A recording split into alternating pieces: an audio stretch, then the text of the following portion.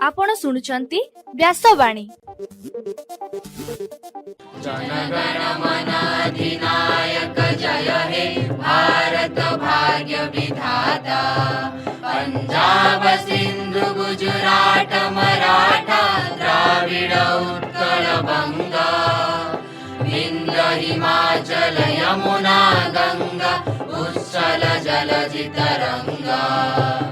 तव शुभ नामे जागे तव शुभ आशीष मागे।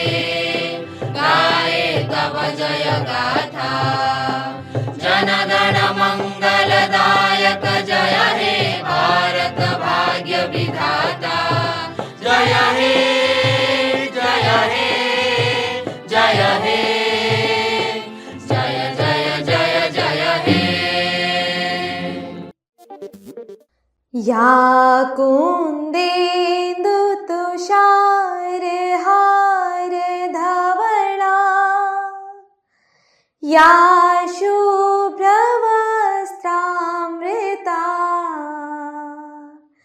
या वीणा वरदण्ड मण्डित करा। या श्वेत पद्मासना। या ब्रह्माश्रुत शंकर प्रभृतिवी। देवै सदा वन्दिता। सा मां पातु सरस्वती भगवती। निशेष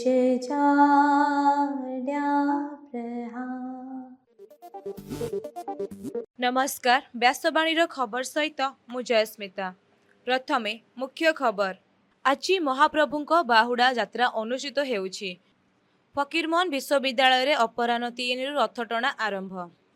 केंद्र नीति आयोग पक्षरु प्रकाशित इन्वेस्टमेंट फ्रेंड लाइन्स तालिकार ओडिशा को स्वीकृति मिलिबा अत्यंत प्रेरणादायी कहिले मुख्यमंत्री मोहन चरण माझी।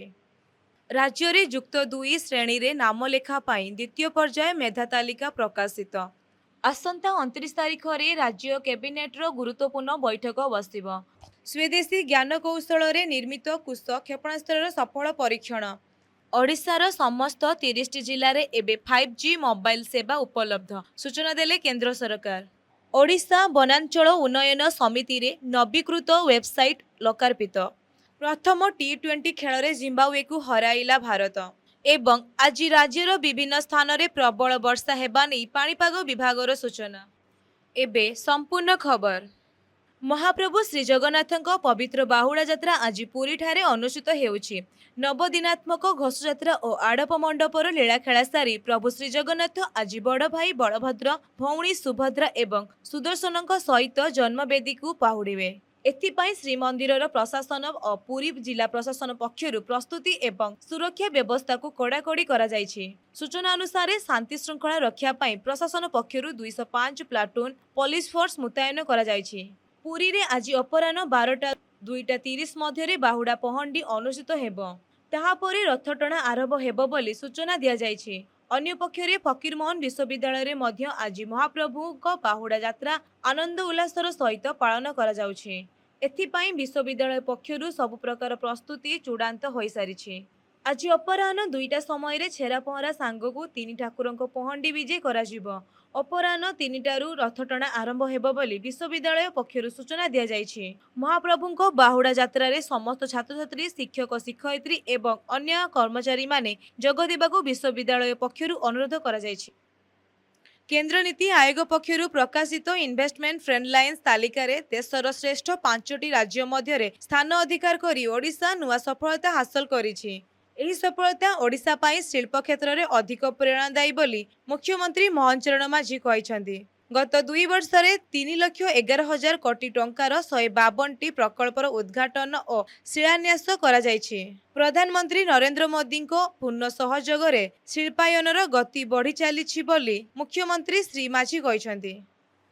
ରାଜ୍ୟରେ ଯୁକ୍ତ 2 ଶ୍ରେଣୀରେ ନାମ ଲେଖା ପାଇଁ ଦ୍ୱିତୀୟ ପର୍ଯ୍ୟାୟ ମେଧା ତାଲିକା ଗତକାଲି ପ୍ରକାଶ ପାଇଛି। ଏହି ପର୍ଯ୍ୟାୟରେ ନାମ ଲେଖାଇବା ପାଇଁ ମୋଟ 46,570 ଜଣ ଛାତ୍ରଛାତ୍ରୀ ଯୋଗ୍ୟ ବିବେଚିତ ହୋଇଛନ୍ତି। ପ୍ରଥମ ପର୍ଯ୍ୟାୟରେ ଆସନ ପାଇନଥିବା କିମ୍ବା ସ୍ଲାଇଡ୍ ଅଫ୍ ପାଇଁ ଆବେଦନ କରିଥିବା ଛାତ୍ରଛାତ୍ରୀମାନେ ଏହି ତାଲିକାରେ ନିଜର ନାଁ ଯାଞ୍ଚ କରିପାରିବେ। ଛାତ୍ରଛାତ୍ରୀମାନେ ଦ୍ୱିତୀୟ ପର୍ଯ୍ୟାୟରେ ସିଟ୍ ପାଇଛନ୍ତି ସେମାନେ ନିର୍ଦ୍ଧାରିତ ସମୟ ମଧ୍ୟରେ ଅନଲାଇନରେ ଆଡମିସନ ଫି ଜମା କରିବା ସହ ସମ୍ପୃକ୍ତ ଉଚ୍ଚ ମାଧ୍ୟମିକ ବିଦ୍ୟାଳୟକୁ ଯାଞ୍ଚ ଆବଶ୍ୟକ ପ୍ରମାଣପତ୍ର ଦାଖଲ କରି ନାମ ଲେଖାଇ ପାରିବେ। ନାମଲେଖା ସମ୍ପର୍କିତ ଅଧିକ ଖବର ଜାଣିବା ପାଇଁ ଛାତ୍ରଛାତ୍ରୀମାନେ ନିୟମିତ ସାମ୍ସ ପୋର୍ଟାଲ ଯାଞ୍ଚ କରିବାକୁ ପରାମର୍ଶ ଦିଆଯାଇଛି। ଆସନ୍ତା ଜୁଲାଇ 29 ତାରିଖରେ ରାଜ୍ୟ କ୍ୟାବିନେଟ୍ର ଏକ ଗୁରୁତ୍ୱପୂର୍ଣ୍ଣ ବୈଠକ ବସିବ। ମୁଖ୍ୟମନ୍ତ୍ରୀଙ୍କ ଅଧ୍ୟକ୍ଷତାରେ ହେବାକୁ ଥିବା ଏହି ବୈଠକରେ ରାଜ୍ୟର ବିକାଶ, ପ୍ରଶାସନିକ ସଂସ୍କାର ଏବଂ ଜନକଲ୍ୟାଣମୂଳକ ଯୋଜନା ସମ୍ପର୍କିତ ବିଭିନ୍ନ ପ୍ରସ୍ତାବ ଉପରେ ଆଲୋଚନା କରାଯିବ। ବିଭିନ୍ନ ବିଭାଗ ପକ୍ଷରୁ ଆଗତ ପ୍ରସ୍ତାବଗୁଡ଼ିକୁ କ୍ୟାବିନେଟ୍ର ଅନୁମୋଦନ ପାଇଁ ଉପସ୍ଥାପନ କରାଯିବ ବୋଲି ସୂଚନା ମିଳିଛି। ଏହାଛଡ଼ା ଭିତ୍ତିଭୂମି ବିକାଶ, ଶିକ୍ଷା, ସ୍ୱାସ୍ଥ୍ୟ, କୃଷି, ପାନୀୟ ଜଳ, ଗ୍ରାମୀଣ ଉନ୍ନୟନ ଏବଂ ରୋଜଗାର ସୃଷ୍ଟି ସମ୍ବନ୍ଧୀୟ କିଛି ଗୁରୁତ୍ୱପୂର୍ଣ୍ଣ ପ୍ରସ୍ତାବ ଉପରେ ମଧ୍ୟ ବିଚାର ବିମର୍ଶ ହୋଇପାରେ। ବୈଠକ ପରେ ନିଆଯାଇଥିବା ନିଷ୍ପତ୍ତି ସମ୍ପର୍କରେ ସରକାରଙ୍କ ପକ୍ଷରୁ ସରକାରୀ ସୂଚନା ପ୍ରକାଶ କରାଯିବ। ଏହି କ୍ୟାବିନେଟ୍ ବୈଠକରେ ନିଆଯିବାକୁ ଥିବା ନିଷ୍ପତ୍ତିଗୁଡ଼ିକ ରାଜ୍ୟର ବିକାଶ ଓ ସାଧାରଣ ଲୋକଙ୍କ କଲ୍ୟାଣ ଦିଗରେ ଗୁରୁତ୍ୱପୂର୍ଣ୍ଣ ହେବ ବୋଲି ଆଶା କରାଯାଇଛି। ଭାରତୀୟ ପ୍ରତିରକ୍ଷା ଗବେଷଣା ଓ ଉନ୍ନୟନ ସଂଗଠନ ଡିଆର୍ଡିଓ ପକ୍ଷରୁ ସ୍ୱଦେଶୀ ଜ୍ଞାନକୌଶଳରେ ନିର୍ମିତ କୁଶ କ୍ଷେପଣାସ୍ତ୍ରର ସଫଳ ପରୀକ୍ଷଣ କରାଯାଇଛି। ଓଡ଼ିଶା ଉପକୂଳରେ ଥିବା ଏପିଜେ ଅବଦୁଲ କଲାମ ଦ୍ୱୀପରୁ ଏହି ଦୀର୍ଘ ଦୂରଗାମୀ ସର୍ଫେସ୍ ଟୁ ଏୟାର ମିସାଇଲର ପ୍ରଥମ ଉଡ଼ାଣ ପରୀକ୍ଷା ସଫଳତାର ସହ ଶେଷ ହୋଇଛି। ଏହି କୁଶ କ୍ଷେପଣାସ୍ତ୍ର ଶତ୍ରୁ ପକ୍ଷର ଯୁଦ୍ଧ ବିମାନ, ଡ୍ରୋନ୍, ମିସାଇଲ ଏବଂ ବଡ଼ ବିମାନଗୁଡ଼ିକୁ ବିଭିନ୍ନ ଦୂରତା ଓ ଉଚ୍ଚତାରେ ଧ୍ୱଂସ କରିବାର କ୍ଷମତା ରଖିଛି। ଭାରତର ପ୍ରତିରକ୍ଷା କ୍ଷେତ୍ରରେ ଏହା ଏକ ମାଇଲଖୁଣ୍ଟ ଏବଂ ଏକ ବଡ଼ ପଦକ୍ଷେପ। କେନ୍ଦ୍ର ପ୍ରତିରକ୍ଷା ମନ୍ତ୍ରୀ ରାଜନାଥ ସିଂ ଏହି ସଫଳତା ପାଇଁ ଡିଆର୍ଡିଓର ବୈଜ୍ଞାନିକମାନଙ୍କୁ ଶୁଭେଚ୍ଛା ଜଣାଇଛନ୍ତି। ଏହି ମିସାଇଲ ଯୋଗୁଁ ବିଦେଶୀ ଅସ୍ତ୍ରଶସ୍ତ୍ର ଉପରେ ଆମର ନିର୍ଭରଶୀଳତା କମିବ ବୋଲି ସେ ପ୍ରକାଶ କରିଛନ୍ତି। ଆଗାମୀ ଦିନରେ ଏହା ଭାରତୀୟ ସେନାରେ ସାମିଲ ହୋଇ ଦେଶର ବାୟୁସୀମାକୁ ଅଧିକ ସୁରକ୍ଷିତ କରିବ। ରାଜ୍ୟର ସମସ୍ତ 30ଟି ଜିଲ୍ଲାରେ ଏବେ 5G ମୋବାଇଲ ସେବା ଉପଲବ୍ଧ ବୋଲି କେନ୍ଦ୍ର ସରକାରଙ୍କ ପକ୍ଷରୁ ସୂଚନା ଦିଆଯାଇଛି। ସଂସଦରେ ଏକ ପ୍ରଶ୍ନର ଲିଖିତ ଉତ୍ତରରେ କେନ୍ଦ୍ର ଯୋଗାଯୋଗ ରାଷ୍ଟ୍ରମନ୍ତ୍ରୀ ଡାକ୍ତର ଚନ୍ଦ୍ରଶେଖର ପେମାସାନି ଗତକାଲି ଏହି ସୂଚନା ଦେଇଥିଲେ। ସେ କହିଥିଲେ ଯେ କେନ୍ଦ୍ର ସରକାରଙ୍କ ତଥ୍ୟ ଅନୁଯାୟୀ ଅନୁଗୁଳ, ବାଲେଶ୍ୱର, ବରଗଡ଼, ଭଦ୍ରକ, ବଲାଙ୍ଗୀର, ବୌଦ୍ଧ, କଟକ, ଦେବଗଡ଼, ଢେଙ୍କାନାଳ, ଗଜପତି, ଗଞ୍ଜାମ, ଜଗତସିଂହପୁର, ଯାଜପୁର, ଝାରସୁଗୁଡ଼ା, କଳାହାଣ୍ଡି, କନ୍ଧମାଳ, କେନ୍ଦ୍ରାପଡ଼ା, ନୂଆପଡ଼ା, ପୁରୀ, ରାୟଗଡ଼ା, ସମ୍ବଲପୁର, ସୁବର୍ଣ୍ଣପୁର ଏବଂ ସୁନ୍ଦରଗଡ଼ ଜିଲ୍ଲାରେ 5G ସେବା ଉପଲବ୍ଧ ହୋଇସାରିଛି। ତେବେ ରାଜ୍ୟର ଅନ୍ୟ ସହର ଓ ଗ୍ରାମାଞ୍ଚଳର ଲୋକେ ଖୁବ୍ ଶୀଘ୍ର 5G ସୁବିଧା ପାଇପାରିବେ ବୋଲି ସେ କହିଥିଲେ। ଏଠାରେ ସୂଚନାଯୋଗ୍ୟ 5G ସେବା ମାଧ୍ୟମରେ ଉଚ୍ଚଗତି ଇଣ୍ଟରନେଟ୍, ଅନଲାଇନ୍ ଶିକ୍ଷା, ଟେଲିମେଡିସିନ୍, ଇ-ଗଭର୍ଣ୍ଣାନ୍ସ, ଡିଜିଟାଲ ବ୍ୟବସାୟ ଆଦି କ୍ଷେତ୍ରରେ ରାଜ୍ୟବାସୀଙ୍କୁ ଅଧିକ ସୁବିଧା ମିଳିପାରିବ। ଓଡ଼ିଶା ବନାଞ୍ଚଳ ଉନ୍ନୟନ ସମିତି ପକ୍ଷରୁ ନିର୍ମିତ ନବପ୍ରଭାତ ୱେବସାଇଟ୍ ଗତକାଲି ଲୋକାର୍ପିତ ହୋଇଛି। ସମିତିର ଅଧିକୃତ ୱେବସାଇଟ୍ରେ ଏହାକୁ ସାମିଲ କରାଯାଇଛି। ଏହି ନୂତନ ୱେବସାଇଟ୍ ମାଧ୍ୟମରେ ବନ ସୁରକ୍ଷା, ପରିବେଶ ସଂରକ୍ଷଣ ଓ ବନବାସୀଙ୍କ ଜୀବନ ଜୀବିକା ସହ ଜଡ଼ିତ ବିଭିନ୍ନ ସୂଚନା ସହଜରେ ଉପଲବ୍ଧ ହୋଇପାରିବ। ଏହା ସହିତ ସମିତି ପକ୍ଷରୁ ଆୟୋଜିତ ବିଭିନ୍ନ ସଚେତନାମୂଳକ କାର୍ଯ୍ୟକ୍ରମ, ଉନ୍ନୟନମୂଳକ ପଦକ୍ଷେପ ଓ ପରିବେଶ ସୁରକ୍ଷା ସମ୍ପର୍କିତ ତଥ୍ୟ ମଧ୍ୟ ଲୋକଙ୍କ ନିକଟରେ ପହଞ୍ଚିପାରିବ ବୋଲି ଜଣାପଡ଼ିଛି। ଏହି କାର୍ଯ୍ୟକ୍ରମରେ ସମିତିର ଅଧିକାରୀ ଓ କର୍ମଚାରୀମାନେ ଯୋଗ ଦେଇଥିଲେ। ହରାରାରେ ଖେଳାଯାଇଥିବା ପ୍ରଥମ ଟି20 ମ୍ୟାଚ୍ରେ ଭାରତ 7 ୱିକେଟରେ ଜିମ୍ବାୱେକୁ ପରାସ୍ତ କରିଛି। ପ୍ରଥମେ ବ୍ୟାଟିଂ କରି ଜିମ୍ବାୱେ 20 ଓଭରରେ 125 ରନ୍ କରିଥିଲା। ଭାରତ ପକ୍ଷରୁ ମୟଙ୍କ ଯାଦବ ଓ ପ୍ରିନ୍ସ ଯାଦବ ଭଲ ବୋଲିଂ କରି 2ଟି ଲେଖାଏଁ ୱିକେଟ୍ ନେଇଥିଲେ। ଜବାବରେ ଭାରତ 13.2 ଓଭରରେ 3 ୱିକେଟ୍ ହରାଇ 126 ରନ୍ କରି ବିଜୟ ହାସଲ କରିଥିଲା।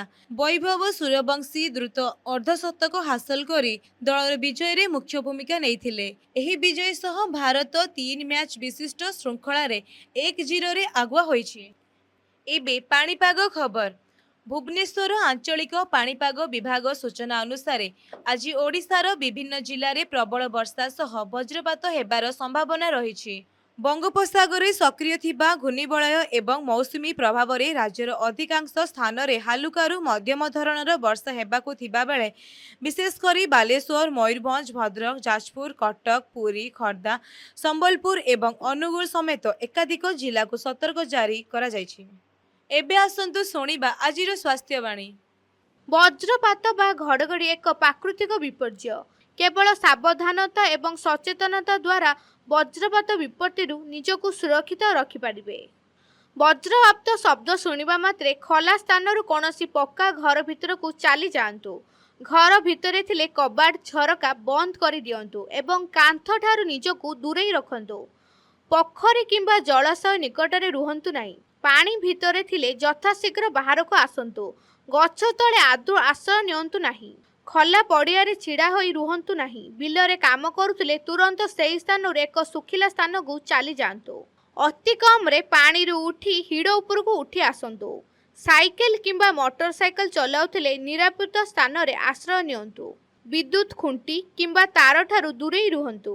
ହାତରେ ମାଛ ଧରା ବନିଶୀ, ଲୁହା ବେଣ୍ଟ, ଛତା କିମ୍ବା ଲୁହା ଛଡ଼ ଧରନ୍ତୁ ନାହିଁ।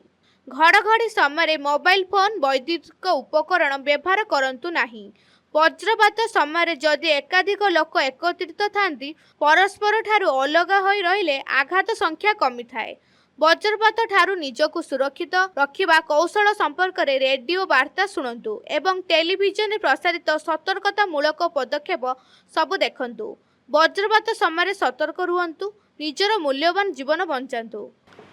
ଆଜିର ଖବରକୁ ଏଇଠି ରଖୁଛୁ। ନମସ୍କାର।